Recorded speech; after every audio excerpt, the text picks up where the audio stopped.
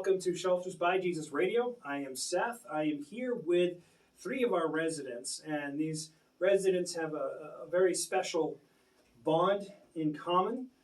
They also share that bond with me, and that is that they are military veterans.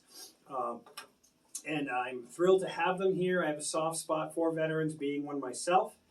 And anytime we can offer them a place to stay, get them off the street, to thank them for their service, that's what we do. So military service can be difficult, as we know, especially if anyone here has been deployed like myself, away from the family and all these things, especially if you're away for like holidays that you're used to being around your family. And then coming back from a deployment or anything like that can be difficult for some people to adjust to getting back into civilian life. I spent a long time in the military myself, and adjusting to civilian life was a bit of a challenge for me. And I'm in a job right now where I thank God for my military experience because it allows me to use that leadership here. And as you guys know, there's a lot of people here right now. A few. About, Yes. I think 70. Close to. 70, yep. Close to. People. So anyway, if we can just go around the table and you give me your name and the branch you served in, then we'll just get into talking. Ladies first. Lynn, my name is Lynn Olson, and I served in the U.S. Air Force. Okay. Ken O'Grady, and I served in the Army. Nelson Chesley, U.S. Army. Cool. And I'm an Army guy myself, so there we go. You're outnumbered, Lynn. You gonna be okay? Yeah, I'll be fine. I think it'll be all right. She can So handle her own. just so people can understand, what made you guys join the military to begin with? Well, when I graduated high school, I wasn't sure what I wanted to do with the rest of my life, and I knew I didn't want to go through. I knew I didn't want to go through 4 more years of school. I was done with school, Right. and I was done. So I didn't know what I wanted to do. So it was really kind of strange the way it happened. I ended up going to the county fair with a friend, a good friend of mine, and the recruiters were there at the fair, and the recruiter I ended up with was his name was Matt Dillon, Sergeant Matt Dillon, and ended up signing up I graduated in May, and I ended up going in the military in October, and I was really excited. My uncle and my aunt and uncle my uncle especially was a very patriotic individual, and he was very encouraging to me to do it. And it was hard for me at first because my first duty station was in Germany, which was like Wow. 5,000 miles away from where I grew Your up. first duty station was overseas. My first No permanent kidding. duty station was overseas. Okay. And the first 3 weeks over there, all it did was rain. And not really knowing anybody and being so far away from home was really hard. It is, yeah. But I got involved playing sports and got to see because the sports program was over there, I was at a headquarters base. And so the women's program was like playing for a major college sports team. And I got to travel, and Awesome. how many 18-year-old kids can say they've seen the world? That's true. And true. I've seen the world. So Ken, how about you? What made you join the military? I went in on the delayed entry program. I was living with a foster family. My foster dad molested my foster sister, and I was the one that turned him in. So I wanted to get out of that situation. Wow. So I went into the service on delayed entry. I graduated 6 months early, and then I went in when I turned 18. I went straight to Germany. Wow. Schweinfurt or? Bad Kissingen, Okay, yep. and I was over there for about 2.5 years. Got to see. While I was over there, I went to Ireland. I went to Switzerland.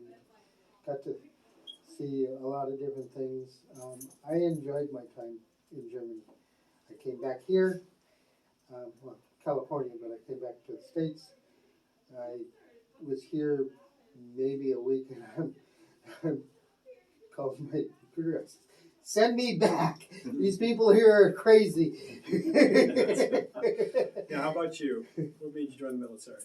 Well, both my grandfathers, my uncle, my dad, and a bunch of my cousins were in the military, and I saw how they bonded together and came together when family needed help. So I said, well, I guess that's the choice I make too. And then you want to be a part of that. You wanted that unity. Yes. Yeah, that's probably the biggest thing I miss from the military is that. So what was your MOS? I was in medical supply, but I also had, I was in charge of the Air Transportable Hospital, which is, if we ever would have been deployed, we would have been just like, the easiest way to explain it is we would have been the first line, just like MASH. Yeah, sure. We would have Yeah, been the first gotcha. line hospital, just like MASH. Cool. And that's basically what I did. Awesome. I was went in as 19 Delta Cav Scout, and then they found out that I could cook, Uh-oh. so I changed MOSs about 6 months in, and I went to cooking. Oh, no kidding. Yeah, Yeah. I cooked in while I was in the And military. for our audience, you may not know this, but Ken is our chef here at Shelters by Jesus, and the man can cook. I can testify to that for sure. And I love to cook. It's Oh, yeah, it's in my your- it's in my blood. It is. Mhm. It is. It's obvious in what you prepare and how you prepare it. Yeah. So, It is very, very good food. so what was your MOS? I got 3 different MOSs. I have 62 Echo, which is a heavy construction equipment operator. Mm-hmm. 88 Mike, which is a trailer truck driver. Truck driver, yeah. And then I was training to become a mechanic. Mhm. I don't remember the numbers for that, but they've changed so much now that you can't keep up with them. Sure, sure. So you guys spent your time in the military, you fulfilled your contracts, you did your jobs.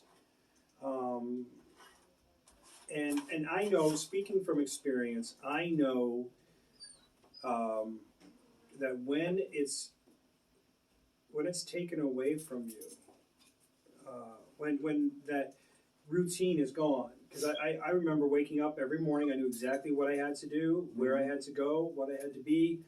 You know, I was deployed with the same guys, I knew the guys. There was a special bond, as you mentioned earlier, and, you know, because you go through a lot together, and you work your tail off together, that when you get out, that's all gone. Mhm. Yes. That bond, which, I mean, you could do your best to preserve with phone calls and, you know, letters and things like that, but it's not there like it was anymore. And I think you end up losing a lot Mhm. when you step out of the military. Yeah. And it's. I'm not going to blame the Army. I'm sure you're not going to blame the Army. It is what it is. When you're done with your service, you're done with your service. Right?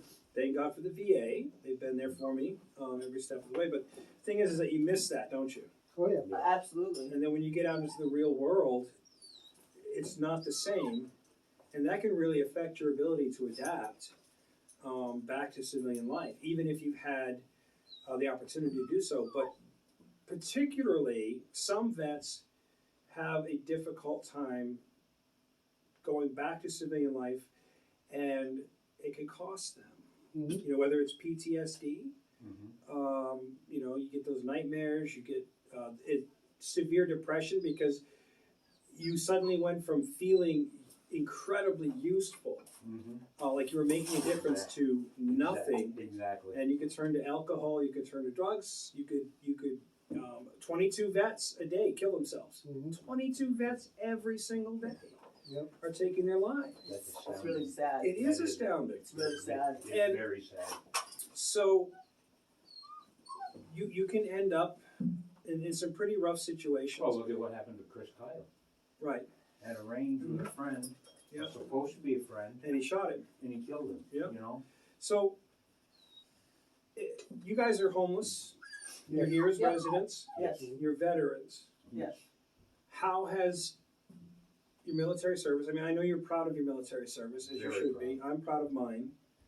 I am. But Yeah. has it impacted you? How do you feel about being a vet and being homeless? Do you wish there were more services? Do you? I mean, I know that like VA, Togus and VA, Yes. they do have a homeless Community. community there. They have, you know, so I will say this for Togus, they are trying, Yep. and they are Yes. trying very hard. Yes. But what do you feel about that? I came upon some pretty good services that, as not necessarily homeless services, but I came across, as far as for the homeless, I came across some pretty good services when I was up in the Bangor area through the Bangor Vet Center that I was not aware of. And they really helped me when I was going through a hard time with things that I didn't know were available. I got the director who no longer works there. He had to retire because of medical issues, but he hooked me up with a lot of things. Like they put oil in my fuel tank for me. He hooked me up with all sorts of different services. So they have been, and that was just recently within the past few years. And so I have been blessed with services like that. And I do have to say though, this, as far as the homeless, you know, they were willing to work with me with some stuff, but it's hard. It's hard for them. I It mean, is. I know Preble Street is a good source for housing for the vets and things like that. But it's hard. It's hard, just as hard, you know. And then COVID hits, and it's hard. Yeah. So I know. COVID messed a lot of things up. So I know they try to help, and they're doing the very best they can. So I can't condemn anything that they've Right. tried to do. Right. But you know, with you, Seth, I've had a lot of support because you're a veteran and you have a soft spot for vets, and it is helpful to have other vets to be able to relate to and talk to, and it's nice to know you're not alone. Yeah.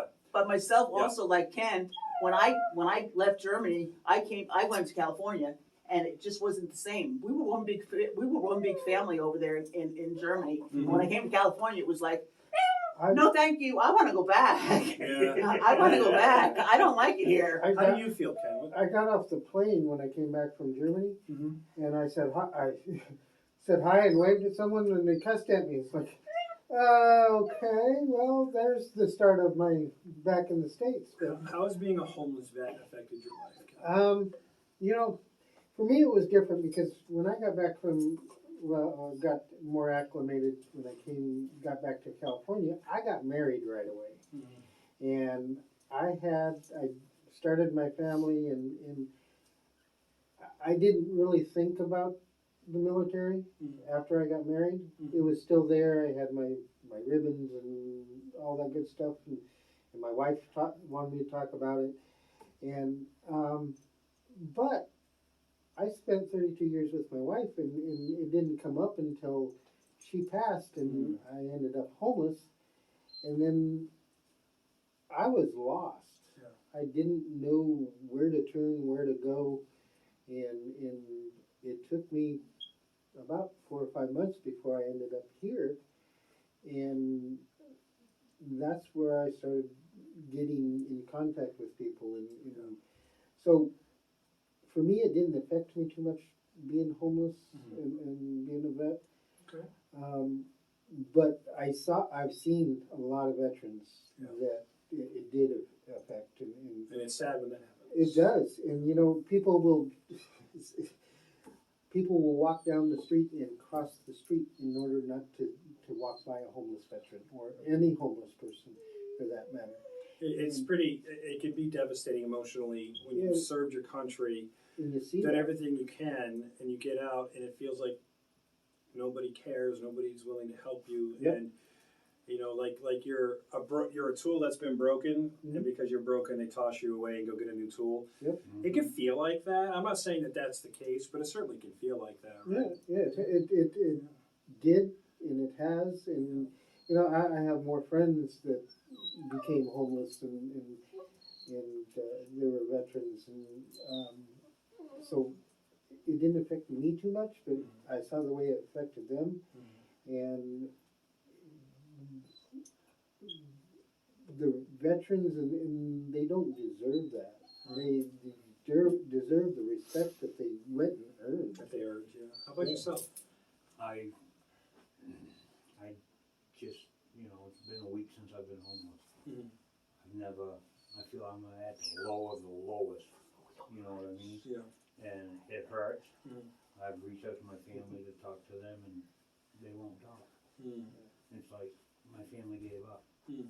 And I'm a human being. And that's the sad part about it, is that we're still human, and but we're thrown to the wayside or in the trash heap, and they don't want.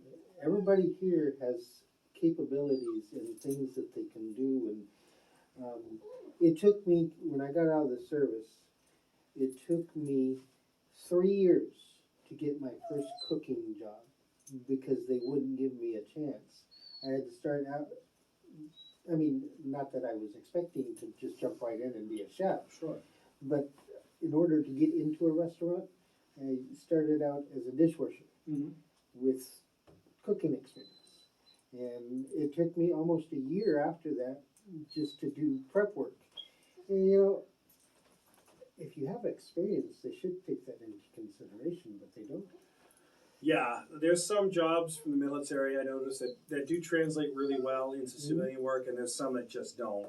Like the MPs, if you're an MP and you come out, you can go to any law enforcement agency and they'll take you at all. Oh, yeah. just about. I mean, you got to go through the state law training and things like that. But and then there's field artillery. I was field artillery. What am I going to do in civilian world?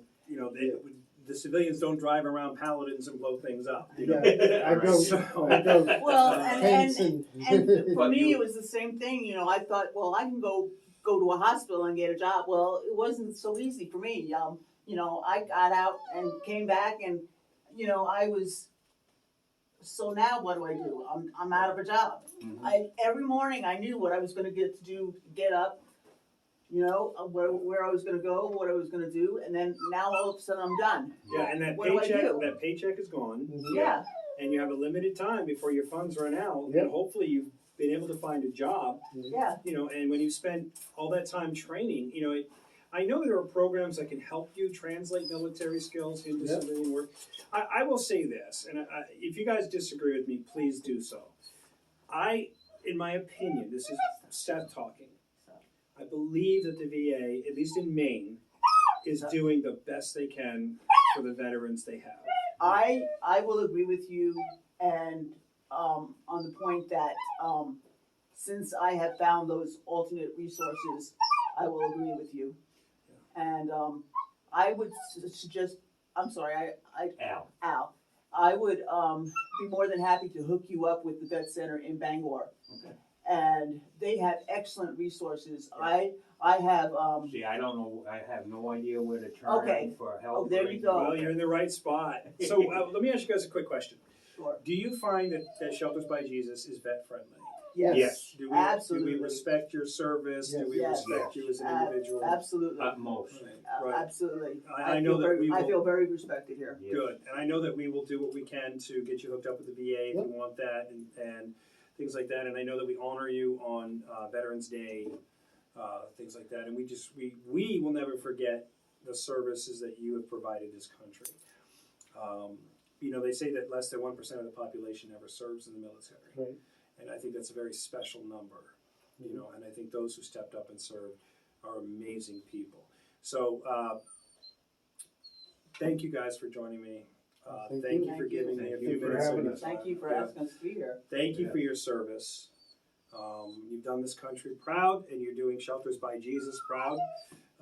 Ken, you work in the kitchen, and I appreciate that. You just arrived yesterday, Yes. so we're gonna put you to work somewhere, I'm sure. He can cook. Kenny, Yeah, he says he can. So. well, put him to the test.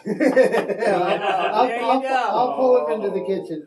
I'm gonna run and hide. So, folks, if you're a veteran and you're homeless, we do understand. We do have people here that are veterans, myself, and these folks here, and you won't be alone. I know what it's like to be alone, to be a veteran who feels surrounded by people who just don't understand. Well, we do understand here at Shelters by Jesus. We do love you. We are very proud of your service. If there's anything you'd like to know about Shelters by Jesus, you can go to www.sheltersbyjesus.com. There you'll find information about our books. You'll see our documentary there. Ways of supporting us, $9 a month can help get people off the street. If God hasn't moved you to do that, well, I'd just say please pray, because we do covet your prayers. And if you can't afford to support us, that's okay too. If you hit that like and subscribe button, guess what happens? We get royalties from YouTube. If you'd like to write us an old-fashioned letter, you could do so by writing to Shelters by Jesus, 12 McClellan Street, Skowhegan, Maine, 04976, or you can give us a phone call at 207-474-8833. God bless you, and thank you for watching. Thanks, guys, for being here. Thank Thank you. you.